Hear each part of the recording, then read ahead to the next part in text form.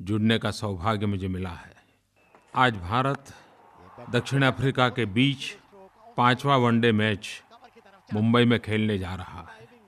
ये सीरीज है जिसका नाम गांधी मंडेला सीरीज दिया गया है। अभी तक सीरीज रोमांचक मोड़ पर है। दोनों टीम 2-2 मैच जीत चुके हैं और इसलिए आखिरी के मैच का महत्व और ज़्यादा बढ़ गया है। मेरी सभी खिलाड़ियों को बहुत-बहुत शुभकामनाएं। आज मैं आकाशवाणी के कन्नूर केंद्र के मित्रों को बधाई देना चाहता हूँ।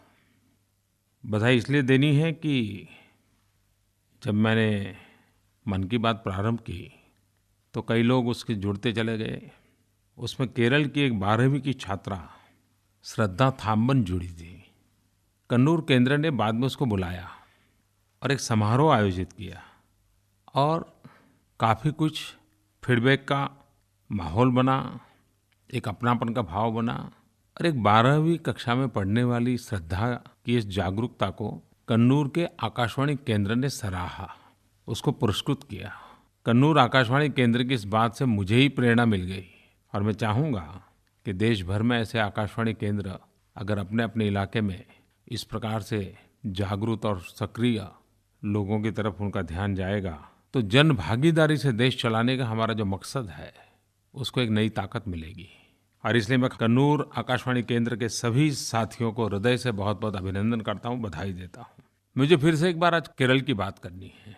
केरल के चित्तूर के सेंट मेरी अपर प्राइमरी स्कूल की छात्राओं ने मुझे एक पत्र भेजा है। पत्र अनेक रूप से विशेष है। एक तो इन बालिकाओं ने अपने अंगूठे के निशान से भारत माता का एक चित्र बनाया है। बहुत बड़े कपड़े पर वो भारत माता का, भारत के नक्शे का वो चित्र मुझे भेजा है। पहले मैं हैरान था कि उन्होंने अपने अंगूठे के निशान से भारत का नक्शा क्यों बनाया, लेकिन जब मैंने उनका पत्र पढ़ा तो मुझे समझ आया कि कितना बढ़िया सिंबॉलिक संदेश उन्होंने दिया है। ये वो बालिकाएं हैं जिन्होंने सिर्फ प्रधानमंत्री को जागरूक करने का प्रयास किया, ऐसा नहीं है। वो अपने क्षेत्र में भी लोगों को जागरूक करने का प्रयास कर रहे हैं और उनका मिशन है अंगदान, ऑर्गन डोनेशन के लिए वे जन जागरूकता का अभियान चला रही हैं। उन्होंने अनेक स्थानों पर जाकर के नाट्य मंचन भी किए हैं ताकि लोगों में अंगदान की समझ फैले, अंगदान एक वृत्ति और प्रवृत्ति बने। इन बालिकाओं ने मुझे चिट्ठी में लिखा है कि आप अपने मन की बात में ऑर्गन डोनेशन के विषय में लोगों से अपील कीजिए। महाराष्ट्र के करीब 80 वर्षीय वसंतराव सुड़के गुरुजी, वे तो हमेशा एक मूवमेंट चलाते रहते हैं। वो कहते हैं अंगदान को एक उत्सव बनाना चाहिए।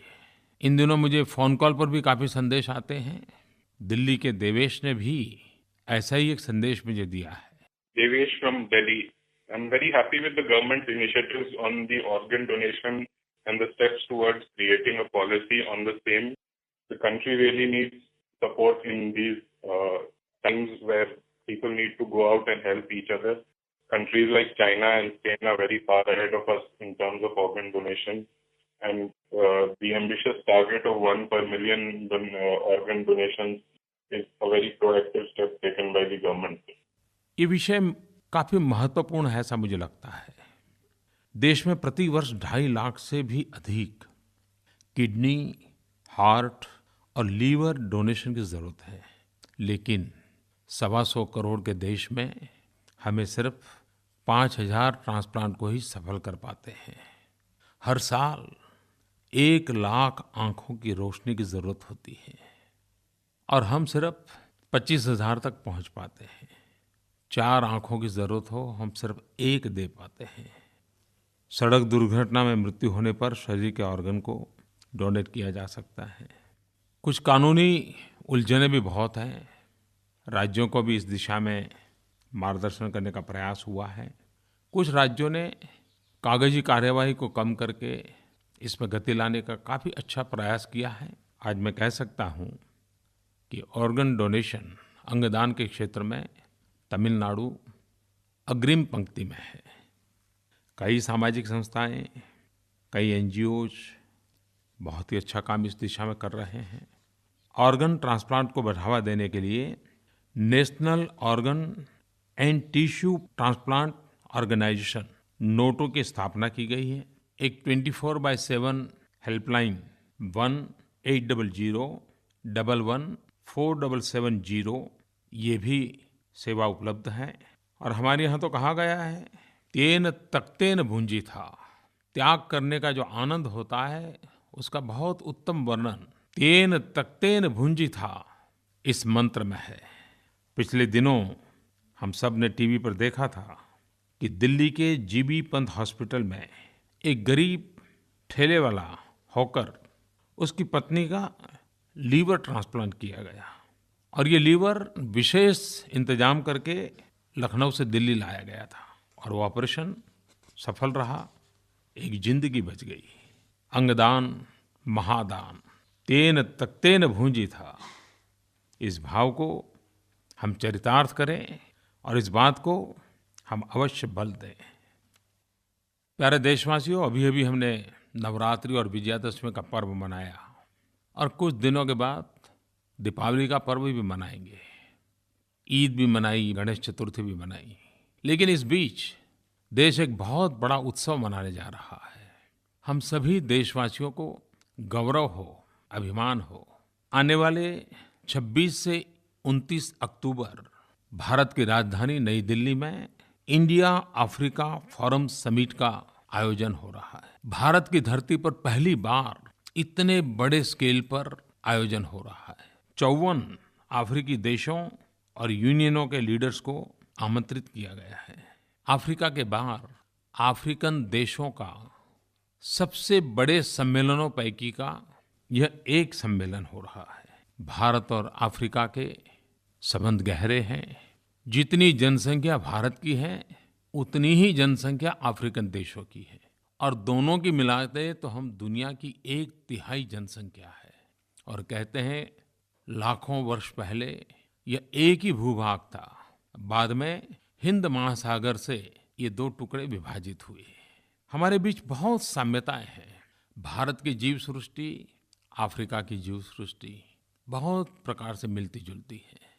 प्राकृतिक संसाधनों में भी हमारी काफी निकटता है और भारत के करीब 27 लाख लोग इन देशों में बहुत लंबे काल से बसे हुए हैं। भारत के अफ्रीकन देशों के साथ आर्थिक संबंध है, सांस्कृतिक संबंध है, राजनयिक संबंध है, लेकिन सबसे ज्यादा अफ्रीकन देशों की युवा पीढ़ी को प्रशिक्षित करने में भारत बहुत बड़ी अहम भूमिका निभाता है। Human resource development, capacity building, 25,000 से ज़्यादा अफ्रीकन स्टूडेंट्स भारत में पढ़े हैं और आज अफ्रीका के कई देश के नेता हैं भारत में पढ़ करके गए हैं। तो हमारा कितना गहरा नाता है और उस दृष्टि से ये समिट बड़ा महत्वपूर्ण है। आमतौर पर जब समिट होती है तब भिन्न-भिन्न देशों के मुखिया मिलते हैं। ये बात सही है, एक समिट में मुखियाओं की मीटिंग होने वाली है, लेकिन हमारी कोशिश है कि ये जनता का भी मिलन होना चाहिए। और इस बार भारत सरकार ने, खास करके एचआरडी मिनिस्ट्री ने एक बड़ा ही अच्छा कार्यक्रम किया।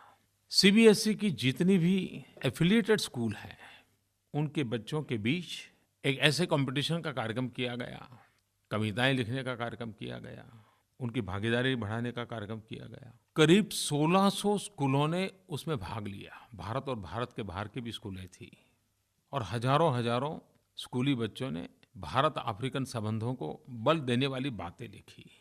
दूसरी तरफ महात्मा गांधी की जन्मभूमि पोरबंदर से मेमोरीज ऑफ महात्मा एक प्रदर्शनी, मोबाइल प्रदर्शनी पोरबंदर से लेकर के उत्तरी राज्यों का भ्रमण करते करते 29 अक्टूबर को दिल्ली पहुंच रही है।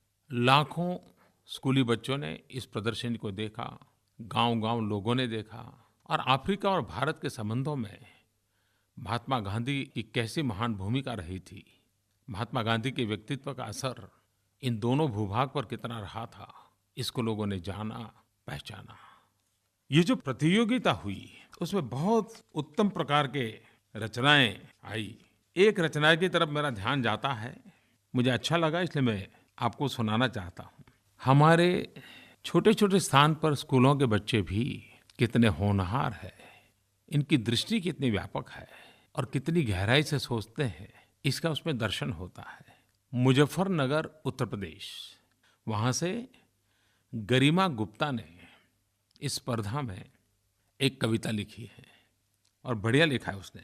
उसने लिखा है, अफ्रीका में नील नदी, सागर का नाम है लाल, महाद्वीप विशाल है, प्रवासी भारतीय खुशहाल। जैसे सिंधु घाटी की सभ्यता है भारत की पहचान, नील नदी और कार्थेज है अफ्रीकी सभ्यता में महान। गांधी जी ने शुरू किया अफ्रीका से आंदोलन, ऐसा चलाया जादू सब पर, जीत लिया सबका मन।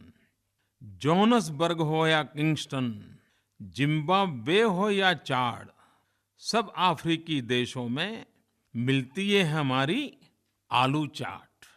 लिखने के तो लिख डालूं पंक्ति कई हजार, अफ्रीका के जंगलों से करती हूं मैं प्यार। वैसे कविता तो बड़ी लंबी है, लेकिन मैंने कुछ ही चीजों को आपको सुनाया है। वैसे तो समीट इंडो अफ्रीका है, लेकिन जन जन को जोड़ने का कैसा अवसर बनता है, ये साफ साफ हमें दिखाई देता है। मैं गरिमा को, इसमें हिस्सा लेने वाले सभी बालकों को, 1600 से अधिक स्कूलों को और एचआरडी मिनिस्ट्री को बहुत बहुत अभिनंदन देता हूँ। मैंने 15 अगस्त को पिछली बार सांसद आदर्श ग्राम योजना के संबंध में एक प्रस्ताव रखा था। उसके बाद बहुत सारे सांसद मित्रों ने इस काम को साकार किया, बड़े मन से लगे रहे। पिछले महीने भोपाल में एक कार्यशाला हुई, जिसमें जहाँ ये आदर्श ग्राम हो रहे हैं, वहाँ के प्रधान, वहाँ के कलेक्टर, वहाँ के कुछ सांसद, भारत सरकार, राज्य सरकार, सब ने मिल करके आदर्श ग्राम योजना के विषय पर गहरी चर्चा की। किस प्रकार के नई नई चीज़ें ध्यान में आई और बड़ी ही उत्साहवर्धक ध्यान में आई। कुछ चीज़ें जरूर मैं आपके ध्यान में लाना चाहता हूँ। झारखंड एक प्रकार से काफ़ी बड़ा प्रदेश, आदिवासी क्षेत्र है। दुर्भाग्य से माओवाद, उग्रपंथ, बम बंदूक, लहूलुहान धरती, झारखंड की जब बात आती है तब ये सारी बातें सुनाई देती हैं। इन वामपंथी उग्रवादियों के प्रभाव के तहत वहाँ के कई इलाके बर्बाद हुए हैं। लेकिन वहाँ के हमारे सांसद वैसे बहुत बड़े वरिष्ठ हैं, कभी संसद में डेप्यूटी स्पीकर भी रहे हैं। श्रीमान करिया मुंडा जी, आदिवासियों के लिए उन्होंने अपनी जिंदगी खपाई हुई है। उन्होंने झारखंड के कुंती जिला के परसी ग्राम पंचायत को आदर्श ग्राम बनाने के लिए चुना। उग्रवादी वामपंथी का राज जहाँ चलता था, वहाँ सरकारी मुलाजिमों के लिए जाना भी मुश्किल था, डॉक्टर तक जा नहीं पाते थे। उन्होंने खुद जाना आना शुरू किया, लोगों में विश्वास पैदा किया, सरकारी व्यवस्थाओं में प्राण भरने की कोशिश की, अधिकारियों को आने के लिए प्रोत्साहित किया और एक लंबे अरसे से उदासीनता का जो माहौल था उसमें कुछ कर गुजारने का इच्छा पैदा की। आदर्श ग्राम में इंफ्रास्ट्रक्चर की और व्यवस्थाओं के साथ साथ ये जन चेतना जगाने का एक बड़ा ही सफल प्रयास झारखंड के इस परसी गांव में हुआ। मैं आदरणीय सांसद श्रीमान करिया मुंडा जी को बधाई देता हूँ। वैसा ही मुझे एक खबर मिली आंध्र से। आंध्र के सांसद अशोक गजपति राजू जी आदर्श ग्राम की योजना में वो खुद खप गए और उन्होंने आंध्र प्रदेश के विजयनगरम जिले के द्वारापुड़ी ग्राम पंचायत को आदर्श ग्राम के लिए चुना। बाकी व्यवस्था तो हो रही है, लेकिन उन्होंने एक बड़ा विशेष इनोवेटिव काम किया। उन्होंने वहाँ की स्कूलों में जो विद्यार्थी पढ़ते हैं उनको एक काम दिया, क्योंकि गांव में नई पीढ़ी तो शिक्षा के लिए भाग्यशाली बनी है, लेकिन गांव की पुरानी पीढ़ी निरक्षर है। तो उन्होंने जो बड़ी आयु के बच्चे थे उनको कहा कि अब हर दिन आपको अपने माँ बाप को इस क्लास में पढ़ाना है। और वो स्कूल एक प्रकार से सुबह बच्चों के लिए शिक्षा और शाम को बच्चों को शिक्षक बनाने वाली शिक्षा देती है। और करीब करीब 550 प्रौढ़ निरक्षर को इन्हीं बच्चों ने पढ़ाया, उनको साक्षर किया। देखिए, समाज में कोई बजट नहीं, कोई सर्कुलर नहीं, कोई खास व्यवस्था नहीं, लेकिन इच्छा शक्ति से कितना बड़ा परिवर्तन लाया जा सकता है, वे द्वारापुड़ी ग्राम पंचायत से देखने को मिल रहा है। वैसे ही एक हमारे आदरणीय सांसद श्रीमान CL रूवाला, ये मिजोरम के सांसद है, नॉर्थ ईस्ट। उन्होंने ख्वालाइलंग गांव को आदर्श ग्राम के लिए चुना और उन्होंने एक विशेष काम किया। ये गांव शुगर केन, गन्ने के उत्पादन के लिए तथा राज्य में कुर्ताई गुड़ के लिए काफी प्रसिद्ध है।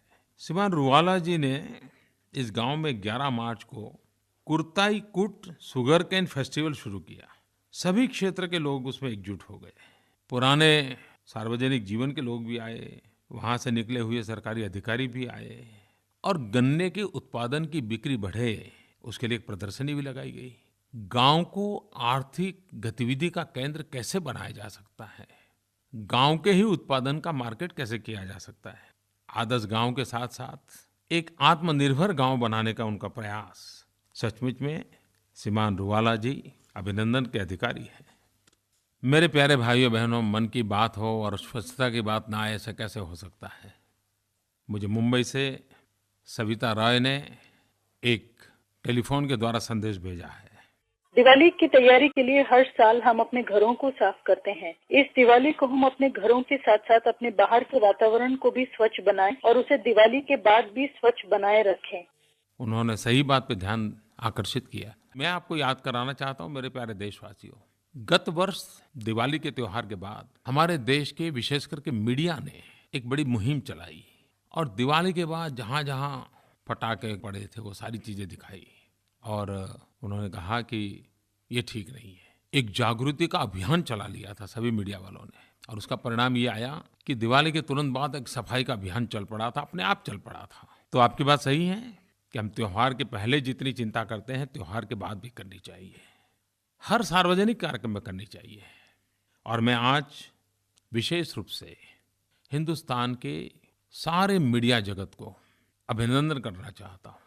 गत 2 अक्टूबर को महात्मा गांधी जी की जन्म जयंती पर और स्वच्छ भारत अभियान के 1 साल पर मुझे इंडिया टुडे ग्रुप द्वारा सफाईगिरी सम्मेलन में शरीक होने का सौभाग्य मिला। उन्होंने क्लीन इंडिया अवार्ड्स दिए और मैं भी देख रहा था कितने प्रकार की गतिविधि चल रही है, कैसे कैसे लोग इसके लिए अपने आप को वन लाइफ वन मिशन की तरह काम कर रहे हैं। हमारे देश में कैसे कैसे स्थान है जो इतना स्वच्छ रखा गया है, ये सारी बातें उजागर हुई और मैंने उस समय इंडिया टुडे ग्रुप के उस सराहनीय काम को हृदय से बधाई दी थी।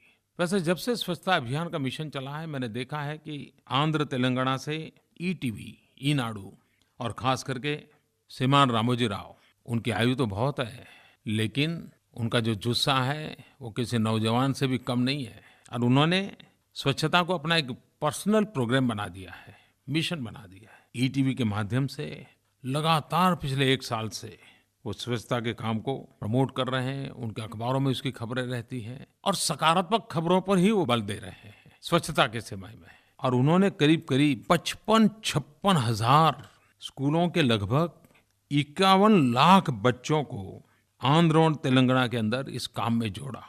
सार्वजनिक स्थल हो, स्टेशन हो, धार्मिक स्थान हो, हॉस्पिटल हो, पार्क हो, कई जगह पे स्वच्छता का बड़ा अभियान चलाया। अब ये खबरें अपने आप में स्वच्छ भारत के सपने को साकार करने की ताकत के दर्शन देती है।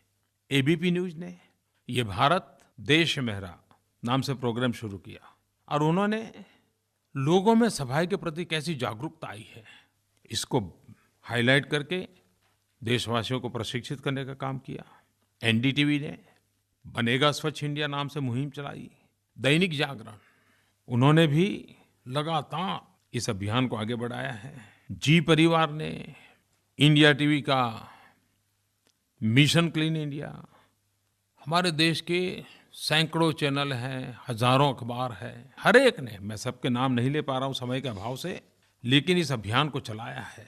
और इसलिए सविता राय जी, आपने जो सुझाव दिया है, आज पूरा देश इस काम को अपना मान रहा है और उसे आगे बढ़ रहा है। मेघालय से वहाँ के हमारे राज्यपाल श्रीमान शंमुगनाथन, उन्होंने मुझे एक चिट्ठी लिखी है और चिट्ठी लिख करके मुझे मेघालय के मावल्यन नोंग गांव का जिक्र किया है। उन्होंने लिखा है कि पिछले कई वर्षों से इस गांव ने स्वच्छता का एक बिड़ा उठा के रखा हुआ है और करीब करीब हर पीढ़ी इस स्वच्छता के विषय में पूरी तरह समर्पित है। और कहते हैं कि आज से कुछ वर्ष पहले उनको एशिया का क्लीनेस्ट विलेज के रूप में अवार्ड मिला था। ये सुनकर के मुझे खुशी हुई कि हमारे देश में दूर सुदूर नॉर्थ ईस्ट में मेघालय में भी कोई गांव है जो सफाई के क्षेत्र में कई वर्षों से लगा हुआ है।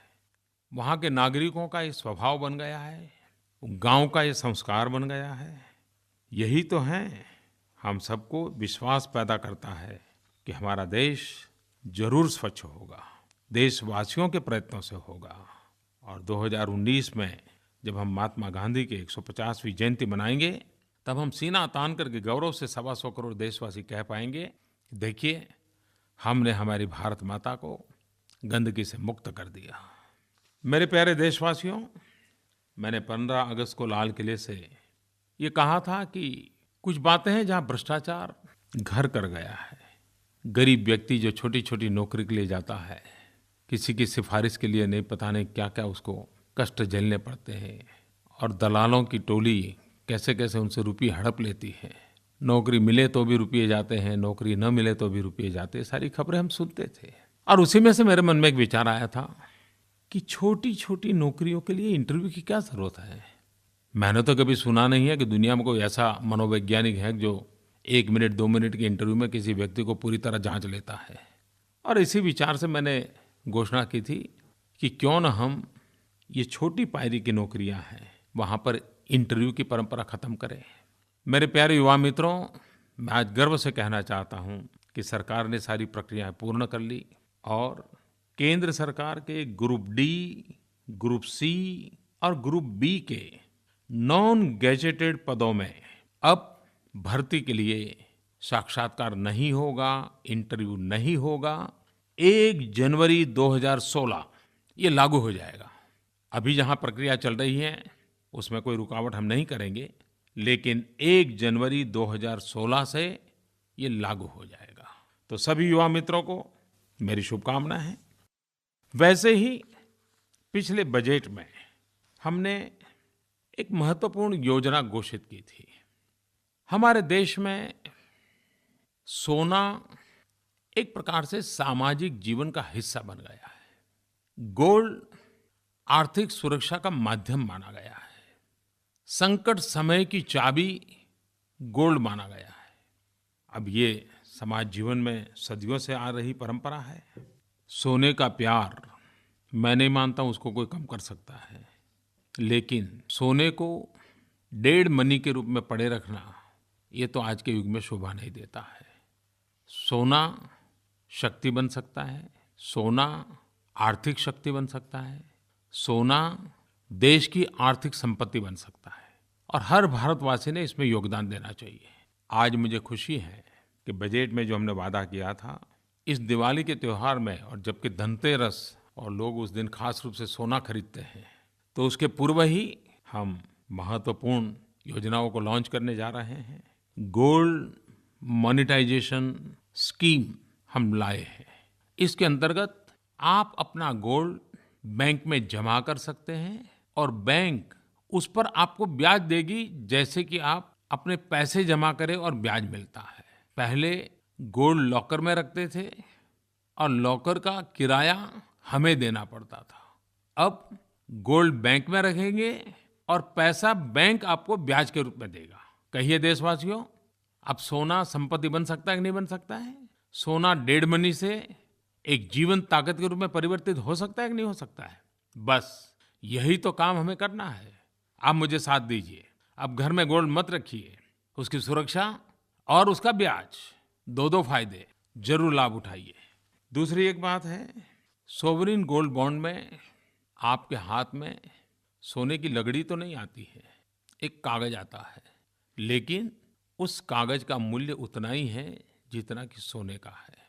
और जिस दिन वो आप कागज वापस करोगे, वापस करने के दिन सोने का जितना मूल्य होगा उतना ही पैसा आपको दिया जाएगा। यानी मान लीजिए आज आपने 1000 रुपये के सोने के दाम के हिसाब से ये स्वर्णिम बॉन्ड लिया और 5 साल के बाद आप बॉन्ड वापस करने गए और उस समय सोने का दाम 2500 रुपया है, तो उस कागज के बदले में आपको 2500 रुपये मिलेगा।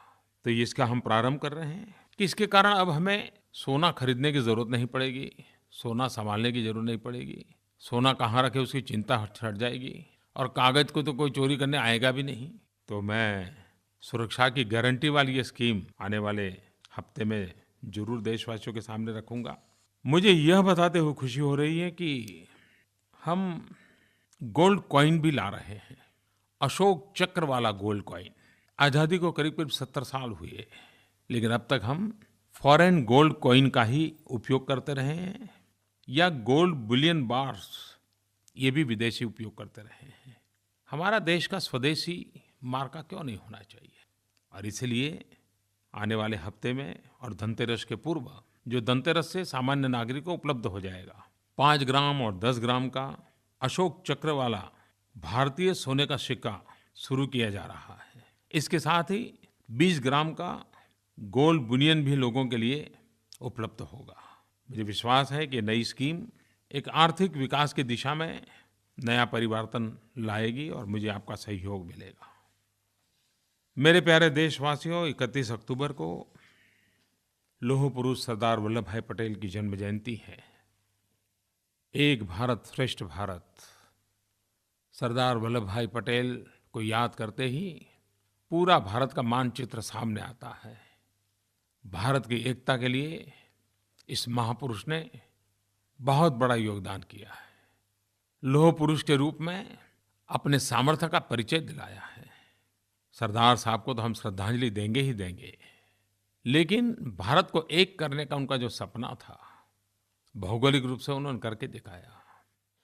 लेकिन एकता का मंत्र ये निरंतर हमारे चिंतन का, व्यवहार का, अभिव्यक्ति का माध्यम होना चाहिए। भारत विविधताओं से भरा हुआ है। अनेक पंथ, अनेक संप्रदाय, अनेक बोली, अनेक जाति, अनेक पहरवेश, कितनी विविधताओं से भरा हुआ अपना भारत देश। और ये विविधता ही तो है जिसके कारण हमारी शोभा है। ये विविधता न होती तो शायद जिस शोभा के लिए हम गर्व करते हैं वो नहीं कर पाते। और इसलिए विविधता ही एकता का मंत्र है। शांति, सद्भावना, एकता, यही तो विकास की जड़ी-बूटी है। पिछले कई वर्षों से 31 अक्टूबर को देश के कई कोने में रन फॉर यूनिटी के कार्यक्रम होते हैं, एकता की दौड़। मुझे भी पहले उसमें शरीक होने का सौभाग्य मिला है। मैंने सुना है इस बार भी चारों तरफ इसकी योजनाएं बन रही हैं। लोग उत्साह से एकता की दौड़ की तैयारी कर रहे हैं। एकता की दौड़ ही सच्चे अर्थ में विकास की दौड़ है। दूसरे अर्थ में कहूँ तो विकास की दौड़ की गारंटी भी एकता की दौड़ है। आइए सरदार साहब को श्रद्धांजलि दें, एकता का मंत्र को आगे बढ़ाएं। प्यारे भाइयों बहनों, अब तो आप सब लोग दिवाली की तैयारियों में लगे होंगे। घर में सफाई होती है कि नई चीज़ें खरीदी जाती होगी। दीपावली का पर्व हमारे देश के हर कोने में अलग-अलग रूप से मनाया जाता है। दीपावली के पावन पर्व के लिए मैं आपको बहुत-बहुत शुभकामनाएं देता हूँ। लेकिन दिवाली के दिनों में कुछ हादसे ध्यान में आते हैं। पटाखे फोड़ने के कारण या दीप के कारण आगजनी होती है। पटाखों के कारण बच्चों को बहुत नुकसान हो जाता है। मैं हर माँ बाप से कहूँगा कि दीपावली का आनंद तो मनाएं, लेकिन ऐसा कोई अकस्मात न हो जाए, हमारे परिवार के संतान का कोई नुकसान न हो जाए। आप जरूर इसकी भी चिंता करेंगे और सफाई तो करनी ही करनी है। मेरे प्यारे देशवासियों, दीपावली के दूसरे दिन मुझे ब्रिटेन की यात्रा पर जाना है। मैं इस बार ब्रिटेन की मेरी यात्रा के लिए बहुत रोमांचित हूँ और उसका एक विशेष कारण है। कुछ सप्ताह पूर्व मैं मुंबई में बाबा साहब आम्बेडकर के चैत्य भूमि के पास एक भव्य स्मारक का शिलान्यास करने गया था। और अब मैं लंदन में, जहाँ डॉक्टर बाबा साहब आम्बेडकर रहते थे, वो घर अब भारत की संपत्ति बन गया है। 125 करोड़ देशवासियों का प्रेरणा स्थान बन गया है। उसको विधिवत रूप से उद्घाटन करने के लिए मैं जा रहा हूँ। दलित हो, पीड़ित हो, शोषित हो, वंचित हो, पिछड़े हो, कठिनाइयों से जिंदगी गुजारा करने वाले किसी भी भारतीय के लिए बाबा साहब आम्बेडकर का ये भवन इस बात की प्रेरणा देता है कि अगर इच्छा शक्ति प्रबल हो तो संकटों को पार करके भी अपने जीवन को आगे बढ़ाया जा सकता है, शिक्षा प्राप्त की जा सकती है। और यही जगह है जिस जगह पे बैठ के बाबा साहब आम्बेडकर ने तपस्या की थी। भारत सरकार भी और राज्य सरकारें भी समाज के इस प्रकार के वर्गों को, दलित हो, आदिवासी हो, पिछड़े हो, ऐसे होनहार बच्चों को स्कॉलरशिप देती है जो विदेश पढ़ने जाते हैं। भारत सरकार भी होनहार दलित युवक युवतियों को प्रोत्साहन देती है। मुझे विश्वास है कि जब ब्रिटेन में भारत के ऐसे हमारे बालक पढ़ने जाएंगे तो बाबा साहब आम्बेडकर का ये स्थान उनके लिए तीर्थ क्षेत्र बन जाएगा, प्रेरणा भूमि बन जाएगा और जीवन में कुछ सीखना, लेकिन बाद में देश के लिए जीना, ये संदेश ही तो बाबा साहब आम्बेडकर ने दिया, जी करके दिया। और इसलिए मैं कह रहा हूँ कि मेरी ब्रिटेन की यात्रा में मैं एक विशेष रोमांचित हूँ। कई वर्षों से विषय प्रश्न उलझा पड़ा था और अब वो भवन 125 करोड़ देशवासियों की संपत्ति बनता हो, बाबा साहब आम्बेडकर का नाम जुड़ा हो, तो मेरे जैसे लोगों को कितना आनंद होगा इसका आप अंदाज लगा सकते हैं। मुझे लंदन में एक और अवसर भी मिलने वाला है, भगवान बसवेश्वर की प्रतिमा का अनावरण। अनेक वर्षों पहले भगवान बसवेश्वर ने लोकतंत्र के लिए, एम्पावरमेंट ऑफ विमेन के लिए जो काम किए थे, वो दुनिया का एक सचमुच में अध्ययन करने वाला पहलू है। लंदन की धरती पर भगवान बसवेश्वर की प्रतिमा का लोकार्पण, ये अपने आप में सदियों पहले भारत के महापुरुष कैसा सोचते थे, कितना लंबा सोचते थे, उसका एक उत्तम उदाहरण है। तो आप जानते हैं कि जब ऐसी घटनाएं जुड़ी हो तो हम सभी देशवासियों का मन रोमांचित हो उठता है। मेरे प्यारे देशवासियों, मन की बात के साथ आप जुड़े रहते हैं, टेलीफोन के द्वारा, mygov.in के द्वारा आपके सुझाव मुझे मिलते रहते हैं। आपके पत्रों की बाद में आकाशवाणी पर चर्चा भी होती है, सरकारी अधिकारियों को बुला करके चर्चा होती है, कुछ लोग अपनी समस्याएं लिखते हैं, समस्याओं का समाधान करने का भी प्रयास होता है। भारत जैसे देश में हमें अनेक भाषाओं को सीखना चाहिए। कुछ भाषाएं तो मुझे सीखने का सौभाग्य मिला है, लेकिन फिर भी इतनी भाषाएं हैं कि मैं कहाँ सीख पाया नहीं। लेकिन फिर भी मैं आकाशवाणी का आभारी हूँ कि इस मन की बात को रात को 8 बजे हर एक राज्य की प्रादेशिक भाषा में वो प्रसारित करते हैं। भले वो आवाज़ किसी और की हो, लेकिन बात तो मेरे मन की होती है। आपकी भाषा में आप तक पहुँचने का भी रात को 8 बजे जरूर प्रयास करूँगा। तो एक अच्छा हम लोगों का नाता जुड़ गया है। पिछले समय मैं 1 वर्ष पूर्ण कर रहा था, आज हम नए वर्ष में प्रवेश कर रहे हैं। मेरे प्यारे देशवासियों को फिर एक बार बहुत बहुत शुभकामनाएं। जय हिंद।